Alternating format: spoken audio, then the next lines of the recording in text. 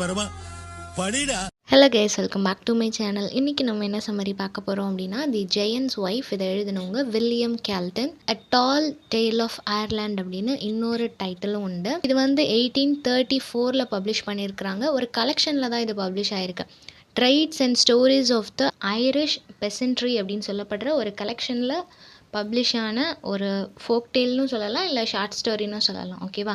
இது எதை இன்ஃப்ளூயன்ஸ் பண்ணி எழுதியிருக்காங்க அப்படின்னா, ஐரிஷ் பீப்புள் நிறைய ஓரல் ஃபோக் டேல்ஸ் எல்லாமே சொல்லுவாங்க. அந்த ஃபோக் டேல்ஸ் எல்லாத்தையும் இன்ஃப்ளூயன்ஸாக வச்சு தான் இந்த ஒரு ஷார்ட் ஸ்டோரி எழுதியிருக்கிறாங்க. இல்லை கேரக்டர்ஸ் அப்படின்னு பார்க்கும்போது மொத்தமே 3 கேரக்டர்ஸ் தான் இருப்பாங்க. ஓகே, சம்மரி பார்த்துடலாம். இதோட செட்டிங் அப்படின்னு பார்க்கும்போது நார்த்தன் அயர்லாண்டில் நடக்கிற மாதிரி எழுதியிருப்பாங்க. ஒரு பெரிய ஜெயண்ட் இருக்கிறாங்க. அந்த ஜெயண்ட்டோட பேர் ஃபின். இந்த ஃபின் அப்படின்றவர் இப்போ என்ன ஒர்க் பண்ணிகிட்ருக்கிறாரு அப்படின்னா, ஒரு கன்ஸ்ட்ரக்ஷன் ஒர்க் ஒன்று போயிட்டுருக்குது.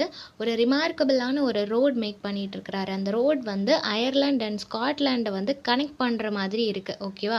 ஜெயண்ட் அப்படின்றது ஒரு ஜைஜாண்டிக் ஃபிகர் இல்லையா? ஸோ அவங்க வாக் பண்ணுறதுக்காக, அவங்களோட தேவைக்காக இந்த மாதிரி ஒரு ரோடு வந்து பில்ட் பண்ணிகிட்ருக்குறாங்க. ஸோ அயர்லாண்ட் டு ஸ்காட்லாண்ட் வந்து அது ஜாயின் பண்ணுது. அந்த ரோடுக்கு வந்து இவர் நேமும் வச்சுருக்கிறாரு. என்ன நேம் அப்படின்னா, ஜெயன்ஸ் காஸ்வே அப்படின்னு சொல்லி ஒரு நேமும் வச்சுருக்கிறாரு.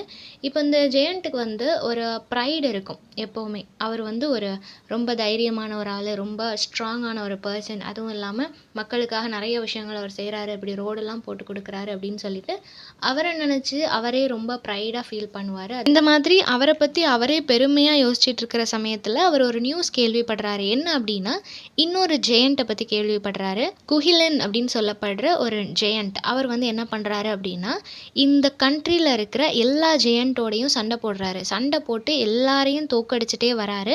ஸோ ஒவ்வொருத்தரையாக தோக்கடிச்சு எல்லாரையும் வின் பண்ணதுக்கப்புறம் இப்போ லாஸ்ட்டாக இருக்கிறது ஃபின் மட்டும்தான்.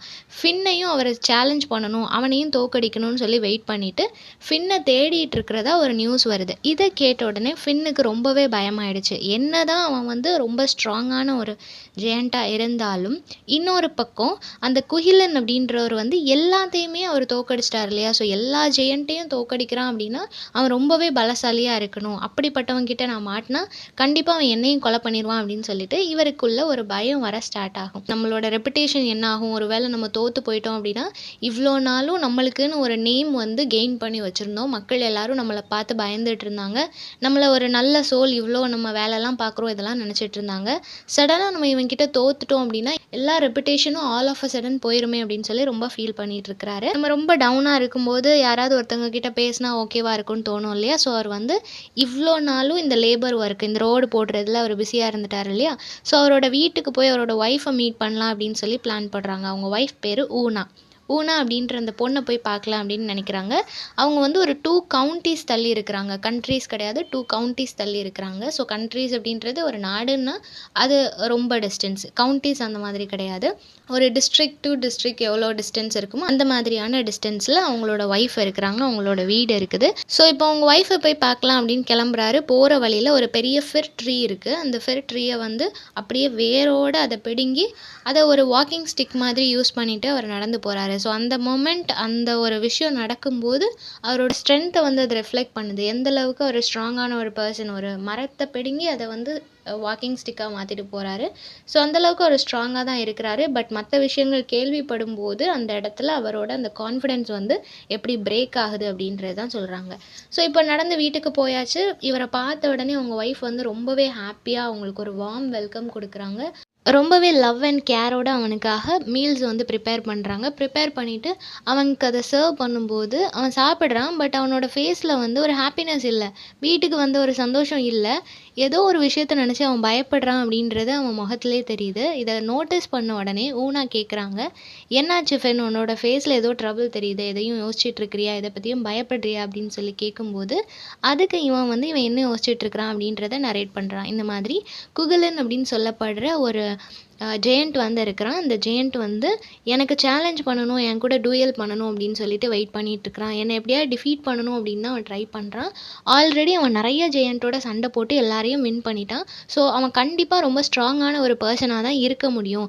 அதனால் எனக்கு பயமாக இருக்குது அப்படின்னு சொல்லும்போது இவன் சொல்கிறா, சரி ஓகே, நீ எதை நினச்சும் கவலைப்படாத, நம்ம ஏதாவது ஐடியா பண்ணிக்கலாம் அப்படின்னு சொல்லிட்டு, நீ எனக்கு ஒரே ஒரு ஹெல்ப் மட்டும் பண்ணு, அவன் வரானான்னு சொல்லி வாசல்கிட்ட இருந்து பார்த்து சொல்லு, நான் அதுக்குள்ளே ஏதாவது பண்ணுறேன் அப்படின்னு சொல்லிட்டு இவ உள்ளே வெளில போய் என்ன பண்ணுறா அப்படின்னா ஒரு பிரெட் வந்து மேக் பண்ணுறா. அந்த பிரெட்டுக்குள்ளே நல்ல ஸ்ட்ராங்கான பெரிய பெரிய கம்பி எல்லாத்தையுமே அந்த பிரெட்டுக்குள்ளே வச்சு அதை வந்து குக் பண்ணுறா. அதை மேக் பண்ணதுக்கப்புறமா அது எல்லாத்தையும் தனியாக எடுத்து வச்சிடுறா.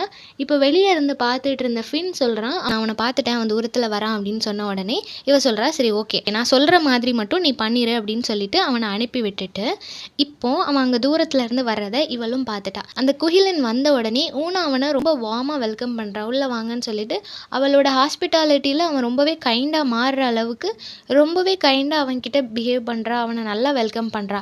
அவன் வந்ததுமே இவ வந்து, ஐயோ நீங்கள் வந்த நேரம் என்னோட ஹஸ்பண்ட் வீட்டில் இல்லையே, ஏதோ குஹிலன் ஒரு ஜெயண்டா அவனை வந்து கொல்லணும்னு சொல்லி தேடிட்டு இருக்கிறானா, அவன் கூட சண்டை போட்டு அவனை கொலை பண்ணுறதுக்காக தான் என்னோட ஹஸ்பண்ட் வந்து கோவமாக போயிருக்கிறாரு, இந்த நேரம் பார்த்து வெளியே போயிட்டாரே இல்லையே அப்படின்னு சொல்லிட்டு இவ அப்படியே வேற ஒரு ஸ்டோரியை நரேட் பண்ணுறா. இதை கேட்ட உடனே குஹிலனுக்கு வந்து ஆச்சரியமாகுது. ஏன்னா அவன் கேள்விப்பட்டது ஃபின் வந்து இவனுக்கு பயந்துட்டு வீட்டுக்கு போயிட்டான் அப்படின்ற மாதிரி தான் அவன் வந்து கேள்விப்பட்டிருப்பான். ஸோ அவன் சொல்லுவான், நான் கேள்விப்பட்டது வேற மாதிரிலாம் கேள்விப்பட்டேன், நீ சொல்லிட்டு இருக்கிற அந்த குஹிலனே நான் தான் அப்படின்னு சொன்ன உடனே அப்போ இவ சொல்லுவா, ஐயோ நீங்கள் இங்கே வருவீங்கன்னு தெரிஞ்சா அவனை வெளியவே அனுப்பியிருக்க மாட்டேனே அப்படின்னு சொல்லிட்டு இவளும் எதுவும் கேஷுவலாக பேசுகிற மாதிரி, இவ எதுவும் அவன் ஹஸ்பண்டை பண்ண முடியாது அப்படின்ற மாதிரி ரொம்பவே கேஷுவலாக அவனோட ஈகோவை டச் பண்ணுற மாதிரி பேசிகிட்டு இருப்பா. இப்போ வந்து அவளுக்கு ஃபின்னை விட இவன் ஸ்ட்ராங்கா அப்படின்றது தெரிஞ்சுக்கணும் அப்படின்றதுக்காக என்ன பண்ணுறா அப்படின்னா, எனக்கு ஒரு ஹெல்ப் பண்ண முடியுமா, ஃபின் இருந்தால் இதெல்லாம் ரொம்ப கேஷுவலாக பண்ணிடுவான், ஆனால் ஃபின் இப்போ வீட்டில் இல்லாததுனால எனக்கு யார்கிட்ட ஹெல்ப் கேட்கன்றது தெரியல, அதனால் எனக்கு ஒரு ஹெல்ப் பண்ணுவீங்களா அப்படின்னு கேட்ட உடனே அவனும் சரி ஓகே என்ன பண்ணணும் அப்படின்னு கேட்கும்போது, இந்த வீட்டு நாங்கள் இருக்கிறோம் இல்லையா அந்த வீட்டை கொஞ்சம் டேர்ன் பண்ணி வைக்கணும், ஃபின் இருந்தால் அதை ஈஸியாக டேர்ன் பண்ணிடுவான், ஆனால் என்னால் முடியாது, உங்களால் முடியுமா அப்படின்னு கேட்டோடனே அவன் ரொம்பவே ஈஸியாக கேஷுவலாக அதை டேர்ன் பண்ணிடுவான். அதை பார்த்த உடனே இவளுக்கு ஆச்சரியமாயிரும். ஏன்னா இவ்வளோ கேஷுவலாக பண்ணுறானே, அப்போ ரொம்ப ஸ்ட்ராங் தான் அப்படின்னு நினச்சிட்டு இன்னொரு சுச்சுவேஷன் க்ரியேட் பண்ணுவோம் அப்படின்னு சொல்லிட்டு சொல்கிறா. இந்த வீட்டு பக்கத்தில் ஒரு வந்து ஒரு கிணறு வந்து தோண்டணும், அது தோண்டுறதுக்கு ஃபின்னாக இருந்தால் உடனே டக்குன்னு தோண்டி கொடுத்துருவான், தண்ணி வந்துடும், இப்போ நான் என்ன செய்கிறதுன்னு எனக்கு தெரியல, அவன் வேற வெளியே போயிருக்கான், உங்களால் முடியுமா, உங்களுக்கு கஷ்டமாக இருக்கும்னு நினைக்கிறேன், உங்களாலாம் முடியாது அப்படின்னு சொன்னோன்னே அதையும் இவன் வந்து கடகடன்னு தோண்டி கொடுத்துருவான். அதையும் பார்த்த உடனே இவளுக்கு ஆச்சரியமாக இருக்குது, இவன் எல்லா ஒர்க்கையுமே வித்தின் அ செகண்டில் முடிச்சிடுறானே, அப்போ ரொம்ப ஸ்ட்ராங்கான ஒரு பர்சன் தான், ஃபின் இவன் கிட்ட போனால் கஷ்டம்தான் அப்படின்ற மாதிரி அவளுக்கு தெரியுது. ஸோ இப்போ அவள் என்ன பண்ணுறா அப்படின்னா, இவன் வந்து நிறைய ஒர்க் பண்ணிட்டான் இல்லையா, ஸோ கொஞ்சம் டயர்டாக இருப்பான் அப்படின்றதுனால அவனுக்கு வந்து பிரெட் எல்லாம் ஆஃபர் பண்ணுறா. நீங்கள் சாப்பிடுங்க, அப்போ கொஞ்சம் உங்களுக்கு எனர்ஜி கிடைக்கும், உட்கார வச்சு சாப்பிட சொல்கிறா. அப்போ பிரெட் எல்லாம் அவனுக்கு ப்ரொவைட் பண்ணும்போது அவன் இந்த பிரெட்டை சாப்பிட்றான். சாப்பிட்டு பார்த்தா தான் தெரியுது அதுக்குள்ளே கம்பி இருக்குது. பட் அது கம்பி அப்படின்னு தெரியாமல் இவனுக்கு வந்து அதை கடிக்கிறதுக்கு ரொம்ப ஹார்டாக இருக்குது. ஏன் இது இவ்வளோ ஹார்டாக இருக்குது, என்னால் இதை சாப்பிட முடியலையே அப்படின்னு சொன்ன உடனே அதுக்கு இவ சொல்கிறா, ஏன் சாப்பிட முடியல, உங்கள் பல்லெல்லாம் ரொம்ப வீக்காக இருக்கா, இந்த பிரெட்டை தான் என்னோட ஹஸ்பண்ட் வந்து டெய்லி சாப்பிடுவார் அப்படின்னோடனே, இந்த பிரெட்டா இவ்வளோ ஸ்ட்ராங்காக இருக்குது, என்னோட பல்லே உடஞ்சி போச்சு அப்படின்னு சொன்னோடனே, அப்போ நீங்கள் வீக்காக இருக்கிறீங்கன்னு நினைக்கிறேன், உங்களோட பல் அவ்வளோ ஸ்ட்ராங்காக இல்லை, என்னோட ஹஸ்பண்ட் இதை தான் சாப்பிடுவார் அப்படின்னோடனே அந்த நிமிஷம் அவனோட ஈகோ வந்து கொஞ்சம் ஹர்ட் ஆகுது. அவன் யோசிக்கிறான், அவனால் சாப்பிட முடிகிறது என்னால் ஏன் சாப்பிட முடியாது அப்படின்னு சொல்லிட்டு, நான் சும்மா சொன்னேன் என்னாலலாம் சாப்பிட முடியும் அப்படின்ட்டு அகெயின் ஒரு பிரெட் எடுத்து ட்ரை பண்ணுறான். அந்த பிரெட்டையுமே இவனால் சாப்பிட முடியல, அதனால இன்னொரு பல்லும் டேமேஜ் ஆயிடுது. ஸோ இப்போ வந்து அவனுக்கு என்ன ஃபீல் ஆகுது அப்படின்னா, இப்படி ஒரு பிரெட்டை எப்படி ஃபின்னால் சாப்பிட முடியும் அப்படின்னோடனே அதுக்கு அவள் சொல்கிறா, இதை தான் ஃபின் ரொம்ப ஈஸியாக சாப்பிடுவான், அவன் மட்டும் கிடையாது, என்னோட குழந்தையுமே இந்த பிரெட்டை தான் சாப்பிடும், ஸோ அந்தளவுக்கு ரெண்டு பேருமே ஸ்ட்ராங்காக இருப்பாங்க அப்படின்ன உடனே அவன் குழந்தைய பார்க்குறான். பக்கத்தில் தொட்டிலில் ஒரு குழந்தை படுத்து கிடக்கு. பட் ஆக்சுவலாக அது குழந்தை கிடையாது, அது ஃபின்.